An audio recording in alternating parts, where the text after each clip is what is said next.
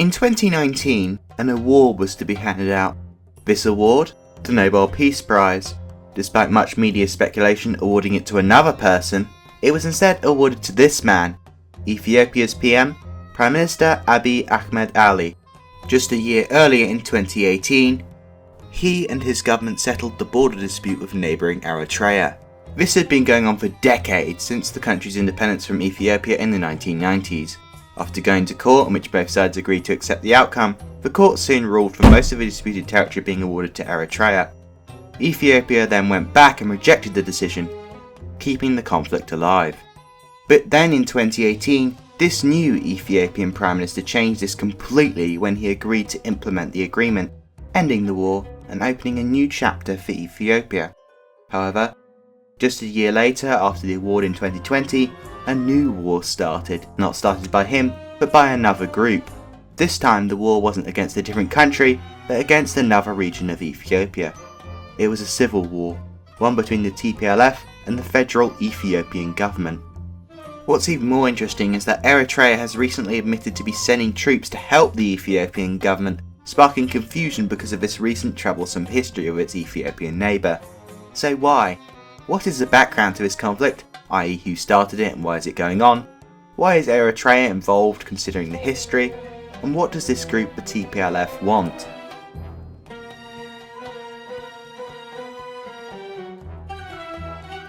Now, if you've been following this channel for a while and watching my other conflict videos, you'd know to understand the conflict fully and the groups behind it, you need to understand where the conflict is happening, so the location of the country and its history for the context behind it. And the problem with that is that Ethiopia has a ton of history. In fact, Ethiopia is said to be the oldest country in Africa, with possibly only Egypt rivaling it. So we'll need to oversimplify and skip quite a bit of history, otherwise this video would be like 5 hours long.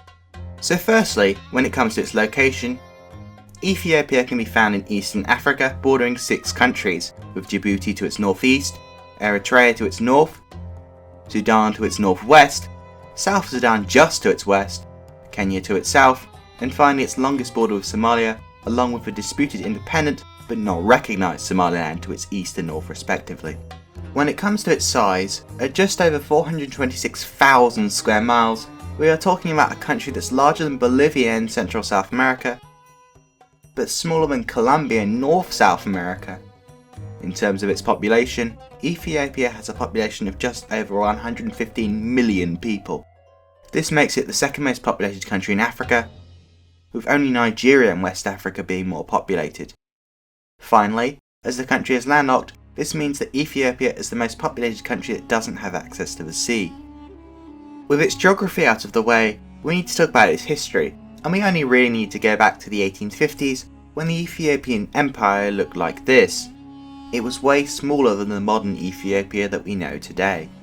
However, in the following years, European nations would take over vast chunks of Africa, and just before the start of World War I, the vast majority of the continent, other than Liberia, was colonised by a foreign European power.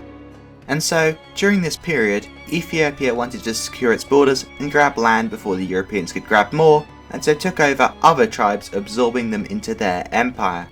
However, unlike other countries with their conquered peoples, they largely allowed them to govern themselves according to their own local tribal customs, laws and traditions.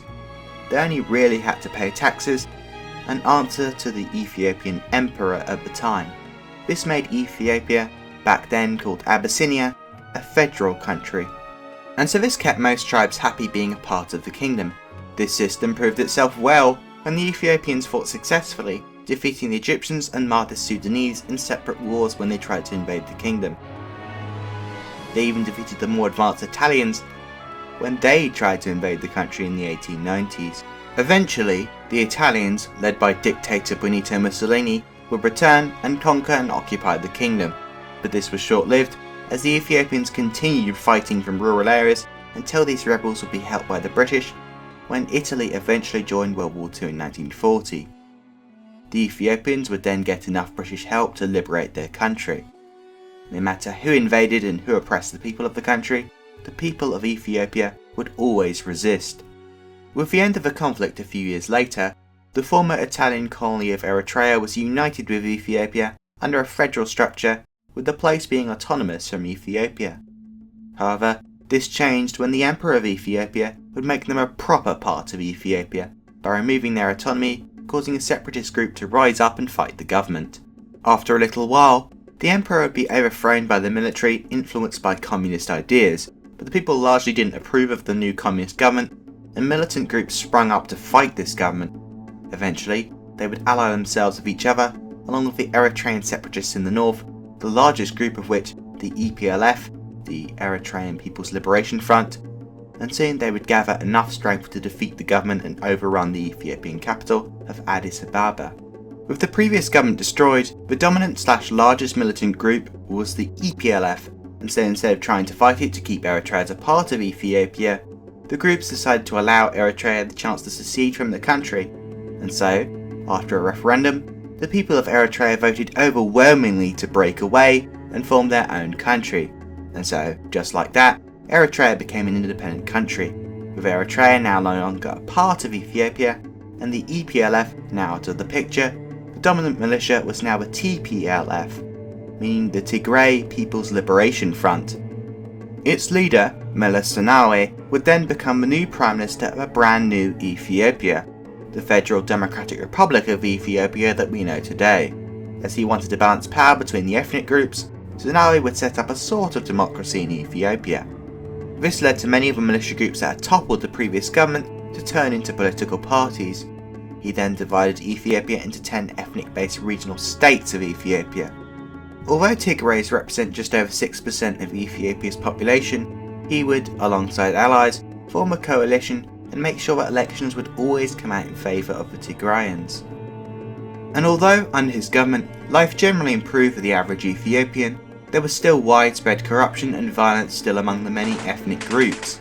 In 1998, after border clashes with Eritrea, an all-out war erupted, which began by Eritrea.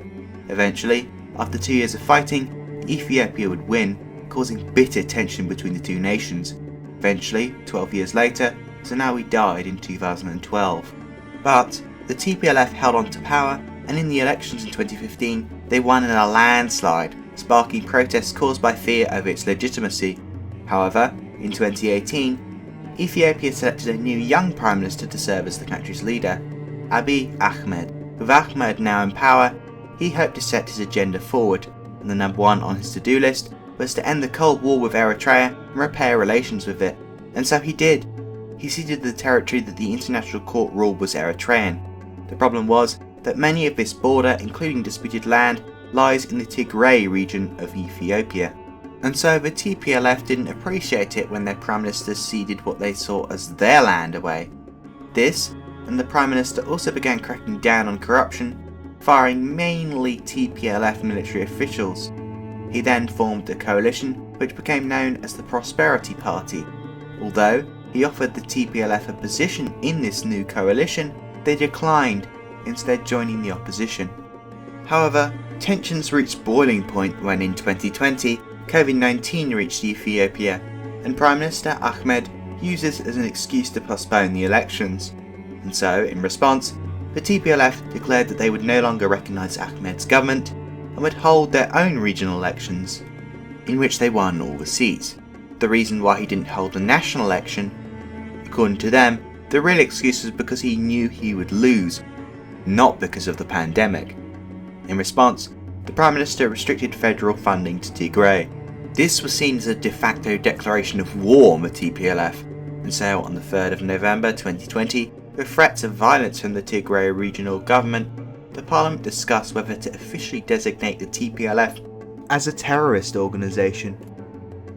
The Tigray government, claiming it was feeling threatened, ordered its armed branch of the party to attack a federal military base, and in response, the federal government declared that a red line had been crossed and invaded Tigray, quickly capturing the capital city of Tigray, Mekelle, and declaring victory. The invasion forced thousands to flee to neighbouring Sudan, and after the Tigray militants fired rockets at Asmara and then at Eritrea's capital city, Eritrea entered the conflict.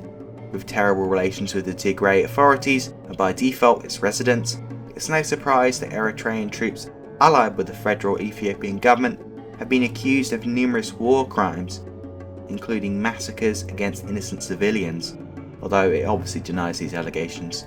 So this is basically it. The federal government sees the TPLF not as a legitimate regional government, but rather it's seen as a terrorist movement, and their takeover of the region as a law-restoring operation. They want to destroy the movement completely and hold their own legitimately viewed elections in the region. Whereas the TPLF see this as an illegal invasion, and their takeover of the federal military base is legal because of the federal government's threats and in their eyes being illegitimate, as they never would have won the election had the pandemic not have happened, and it being used as an excuse to postpone it. Furthermore, they accuse the federal government of building up forces just outside Tigray and claiming that their attack was self-defense because of this. They see Eritrea as an enemy as well because they took what they saw as their land and absorbed it into Eritrea. In Eritrea, on the other hand, it is seen as a self-defense operation, as the country got attacked by the TPLF militants by rockets, and so they obviously want to stop rockets from being fired at their capital city Asmara and the rest of Eritrea. And with relations between the federal Ethiopian government and Eritrean government okay now, they are working together as allies when just a few years ago they were sworn enemies. So the final question we haven't answered is, now that the war has started, what does the TPLF want in this civil war? Well, firstly, they want the war to end obviously. This would mean that every last federal Ethiopian government troop, along with their Eritrean allies troops, will be forced to leave Tigray. Secondly, they want the terrorist label given to them by the House of Representatives of Ethiopia to be removed, and for them to be recognised as the legitimate government of the Tigrayan people. Finally, they want the blockade imposed by the government to be lifted, i.e. telephone lines have been cut in the region along with power shortages and other basic supplies such as food, water and medicine.